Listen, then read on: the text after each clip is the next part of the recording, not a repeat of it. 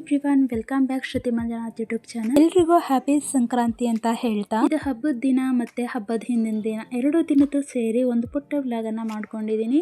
So ಹಬ್ಬಕ್ಕೆ ಅಂತ ಹೇಳಿ ಎಳ್ಳು ಬೆಲ್ಲನ ರೆಡಿ ಮಾಡಿಕೊಂಡು ಪ್ಯಾಕಿಂಗನ್ನು ಮಾಡ್ತಾ ಇದ್ದೆ. ಮಾಡೋ ಟೈಮಲ್ಲಿ ನನ್ನ ಮಗಳು ಕೂಡ ನಾನು ಕೂಡ ಮಾಡ್ತೀನಿ ಅಂತ ಹೇಳಿ ಅವಳು ಕೂಡ ಹೆಲ್ಪ್ ಮಾಡ್ತಾ ಇದ್ದಾಳೆ. ಇಬ್ಬರು ಸೇರಿ ಪ್ಯಾಕಿಂಗನ್ನು ಮುಗಿಸ್ಕೊಂಡು ಮನೆ ಕೆಲಸ ಎಲ್ಲ ನೈಟೇ ಎಲ್ಲ ಕ್ಲೀನ್ ಮಾಡಿಕೊಂಡು ಅಡುಗೆ ಮನೆಯೆಲ್ಲ ಕ್ಲೀನ್ ಮಾಡ್ಕೊಂಡ್ಬಿಟ್ರೆ ಬೆಳಗ್ಗೆ ಎದ್ದು ಜಸ್ಟ್ ಮನೆಯೆಲ್ಲ ಒರೆಸ್ಕೊಂಡು ಆಚೆ ಎಲ್ಲ ತೊಳ್ಕೊಂಡು ರಂಗೋಲಿಯನ್ನು ಬಿಟ್ಬಿಟ್ರೆ ಬೇಗ ಎಲ್ಲ ಕೆಲಸ ಎಲ್ಲ ಮುಗಿಸ್ಕೊಳ್ಬೋದು ಅನ್ನೋದಕ್ಕೋಸ್ಕರ ಮನೆಯನ್ನೆಲ್ಲ ಅಚ್ಚುಕಟ್ಟು ಮಾಡಿಕೊಂಡೆ. ಮತ್ತು ಮೆಹಂದಿಯನ್ನು ಹಾಕ್ಕೊಡು ಅಂತ ಹೇಳಿದ್ಲು. ಸಿಂಪಲ್ಲಾಗಿ ಮೆಹಂದಿ ನನಗೆ ಗೊತ್ತಿರೋ ಹಂಗೆ ನಾನು ಹಾಕ್ಕೊಟ್ಟೆ. ಹೇಗಿದೆ ಅಂತ ಕಮೆಂಟ್ ಮಾಡಿ. ಮತ್ತು ಬೆಳಗ್ಗೆ ಎದ್ದು ರಂಗೋಲಿಯನ್ನು ಹಾಕಿದೆ. ಸೊ ಸಿಂಪಲ್ಲಾಗಿ ಈ ಥರ ರಂಗೋಲಿನ ಹಾಕೋದ್ರಿಂದ ಏನೋ ಒಂಥರ ಖುಷಿ ಸಿಗುತ್ತೆ. ಹಬ್ಬದ ವಾತಾವರಣ ಹೆಚ್ಚೋದೇ ರಂಗೋಲಿಯಿಂದ ಅಲ್ವಾ. ಮನೆ ಮುಂದೆ ರಂಗೋಲಿ ಇದ್ದರೆ ಏನೋ ಒಂಥರ ಖುಷಿ ಆಗುತ್ತೆ. ಸೊ ತಿಂಡಿಗೆ ಅಂತ ಹೇಳಿ ನಾನು ರಾಗಿ ದೋಸೆನ ಮಾಡ್ಕೊಳ್ತಾ ಇದ್ದೀನಿ. ಸೊ ಹಿಂದಿನ ದಿನ 1-2 ಗ್ಲಾಸ್ ರಾಗಿ ಮತ್ತು 3/4 ಗ್ಲಾಸ್ ಉದ್ದಿನ ಬೇಳೆ, 1 ಸ್ಪೂನಷ್ಟು ಮೆಂತ್ಯ ಕಾಳನ್ನು 3 to 4 hours ನೆನೆ ಹಾಕಿ ಸಂಜೆ ರುಬ್ಬಿಟ್ಟಿಟ್ಟರೆ ಬೆಳಗ್ಗೆ ಎದ್ದು ಅದಕ್ಕೆ ಆ ಹಿಟ್ಟಿಗೆ ಸ್ವಲ್ಪ ಉಪ್ಪನ್ನು ಸೇರಿಸ್ಕೊಂಡು ದೋಸೆಯನ್ನು ಮಾಡಿಕೊಂಡೆ.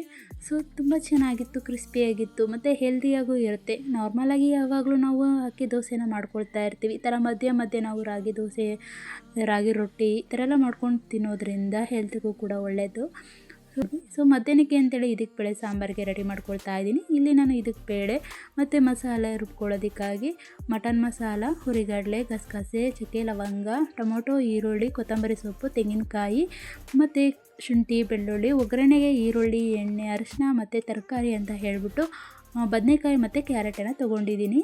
ಬೇಕಂದರೆ ತರಕಾರಿ ನಾವು ಇನ್ನೂ ಕೂಡ ಆ್ಯಡ್ ಮಾಡ್ಕೊಳ್ಬೋದು. ನಾನು 2 ತರಕಾರಿ ಅಷ್ಟೇ ತೊಗೊಂಡಿದ್ದೀನಿ. ಬೀನ್ಸನ್ನು ತೊಗೊಂಡೇನಾಗುತ್ತೆ ನೀರು ಬಿಟ್ಕೊಳ್ಳುತ್ತೆ ಅನ್ನೋದಕ್ಕೋಸ್ಕರ ಅದನ್ನು ಸ್ಕಿಪ್ ಮಾಡಿದ್ದೀನಿ. ಈಗ ಮಸಾಲೆ ರುಬ್ಕೊಳ್ಳೋದಕ್ಕೆ ಕುಕ್ಕರ್ಗೆ ಎಣ್ಣೆನ ಹಾಕ್ಕೊಂಡು ಅದಕ್ಕೆ ಈರುಳ್ಳಿ, ಟೊಮೊಟೊ, ಶುಂಠಿ, ಬೆಳ್ಳುಳ್ಳಿ, ಕೊತ್ತಂಬರಿ ಸೊಪ್ಪು, ಕಾಯಿ ತುರಿ ಎಲ್ಲನೂ ಹಾಕ್ಕೊಂಡು ಚೆನ್ನಾಗಿ ಸ್ವಲ್ಪ ಫ್ರೈ ಮಾಡಿಕೊಂಡು ಮಿಕ್ಸಿ ಜಾರ್ಗೆ ನಾನು ಟ್ರಾನ್ಸ್ಫರ್ ಮಾಡ್ಕೊಳ್ತೀನಿ. ಸೊ ಪ್ರತಿಯೊಬ್ಬರು ಮನೆಯಲ್ಲೂ ಕೂಡ ಇದಕ್ಕೆ ಬೇಳೆ ಸಾಂಬಾರು ಈ ಹಬ್ಬದಲ್ಲಿ ಮಾಡೇ ಮಾಡ್ತಾರೆ. ಹಾಗೆ ನಾನು ಕೂಡ ಮಾಡ್ತಾಯಿದ್ದೀನಿ. ಸೊ ಹಾಗೇ ರೆಸಿಪಿನೂ ಕೂಡ ಶೇರ್ ಮಾಡ್ಕೊಳ್ಳೋಣ ಅಂತ ಹೇಳಿ ಮಾಡಿಕೊಂಡೆ ಅಷ್ಟೇ.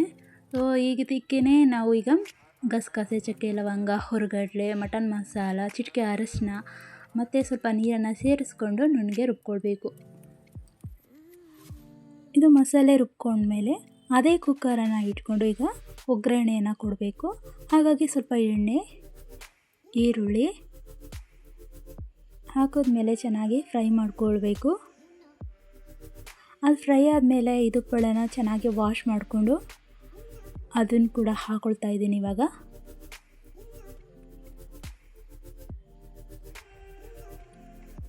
ಇದಕ್ಕೆ ಬೇಳೆ ಸಾಂಬಾರು ತುಂಬ ಟೇಸ್ಟಿಯಾಗಿರುತ್ತೆ. ಇದನ್ನು ಮುದ್ದೆಗೆ ಹಾಕ್ಬೋದು, ರೈಸ್ಗೆ ಹಾಕ್ಬೋದು, ದೋಸೆ, ಇಡ್ಲಿ, ಚಪಾತಿ, ಪೂರಿ ಎಲ್ಲದಕ್ಕೂ ಚೆನ್ನಾಗಿ ಹೊಂದ್ಕೊಳ್ಳುತ್ತೆ.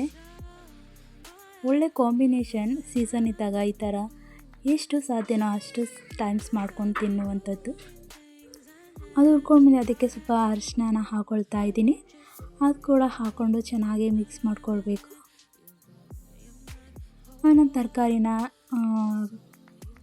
ಕ್ಯಾರೆಟ್ ಮತ್ತು ಬದನೆಕಾಯಿನ ತೊಗೊಂಡಿದ್ದೆ, ಅದು ಕೂಡ ಹಾಕ್ಕೊಳ್ತಾ ಇದ್ದೀನಿ. ಬೇಕಂದರೆ ಬೇರೆ ಥರ ತರಕಾರಿಗಳನ್ನ ಕೂಡ ಯೂಸ್ ಮಾಡ್ಬೋದು. ನಾನಿಲ್ಲಿ 2 ತರಕಾರಿನ ಹಾಕ್ಕೊಳ್ತಾ ಇದ್ದೀನಿ.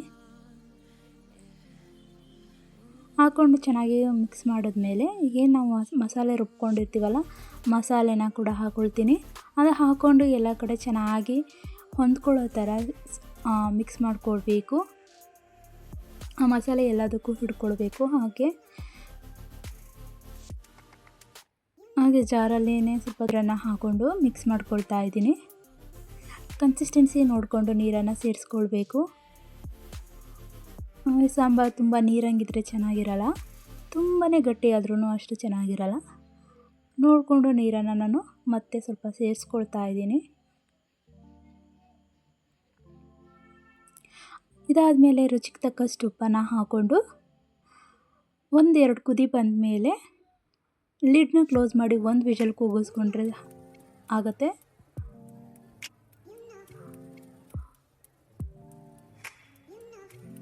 ಸೊ ಇದು ಕುಕ್ಕರ್ ಕೂಗೋ ತನಕ ಎಣ್ಣೆನ ಕಾಯಕ್ಕಿಟ್ಟಿದ್ದೆ. ಎಣ್ಣೆ ಕಾದ್ಮೇಲೆ ವಡೆನ ತಟ್ಟಿ ಹಾಕ್ತಾಯಿದ್ದೀನಿ.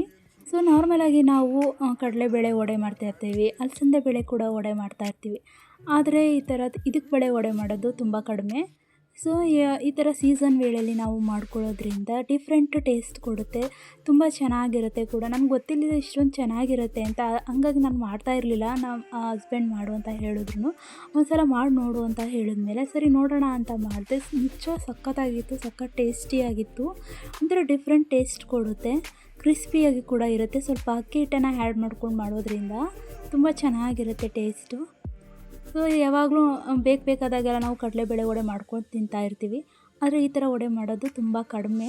ಹಾಗಾಗಿ ಈ ಥರ ಸೀಸನ್ ವೇಳೆಯಲ್ಲಿ ನಾವು ಮಾಡ್ಕೊಂಡು ತಿನ್ನೋದ್ರಿಂದ ಟೇಸ್ಟ್ ಚೆನ್ನಾಗಿರುತ್ತೆ ಅಂತ ಹೇಳಿ ಮಾಡಿದೆ. ತುಂಬ ಚೆನ್ನಾಗಿತ್ತು. ಸೊ ಈಗ ರೈಸ್ ಜೊತೆಗೆ ಇದಕ್ಕೆ ಬೇಳೆ ಸಾಂಬಾರು ಮತ್ತು ಇದಕ್ಕೆ ಬೇಳೆ ವಡೆ ರೆಡಿಯಾಗಿದೆ. ಸೊ ಈ ರೆಸಿಪಿ ನಿಮ್ಗೆ ಇಷ್ಟ ಆದರೆ ಪ್ಲೀಸ್ ಲೈಕ್, ಶೇರ್, ಕಮೆಂಟ್ ಮಾಡಿ. ಸೊ ಇದೆಲ್ಲ ಆದಮೇಲೆ ಮಧ್ಯಾಹ್ನ ಸಂಜೆ ಎಳ್ಬೀರೋದಕ್ಕೆ ರೆಡಿ ಮಾಡಬೇಕಿತ್ತು. ನನ್ನ ಮಗಳನ್ನ ಕೂಡ ರೆಡಿ ಮಾಡಿ ಮಾಡೋ ಅಷ್ಟರಲ್ಲಿ ನನ್ನ ಕಸಿನ್ ಕೂಡ ಅವರು ಎಳ್ಬೀರಕ್ಕೆ ಬಂದರು. ಸೊ ಅವರು ಕೂಡ ಎಳ್ಬೀರಿದ್ರು.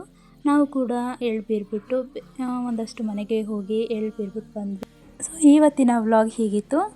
ಈ ವ್ಲಾಗ್ ನಿಮ್ಗೆ ಇಷ್ಟ ಆದರೆ ಪ್ಲೀಸ್ ಲೈಕ್, ಶೇರ್, ಕಮೆಂಟ್ ಮಾಡಿ. ಯಾರೆಲ್ಲ ಸಬ್ಸ್ಕ್ರೈಬ್ ಆಗದೆ ನೋಡ್ತಿದ್ದೀರಾ ಪ್ಲೀಸ್ ಸಬ್ಸ್ಕ್ರೈಬ್ ಆಗಿ ನೋಡಿ ಅಂತ ಹೇಳ್ತಾ ಮತ್ತೊಂದು ವಿಡಿಯೋದಲ್ಲಿ ಸಿಗ್ತೀನಿ. ಬಾಯ್.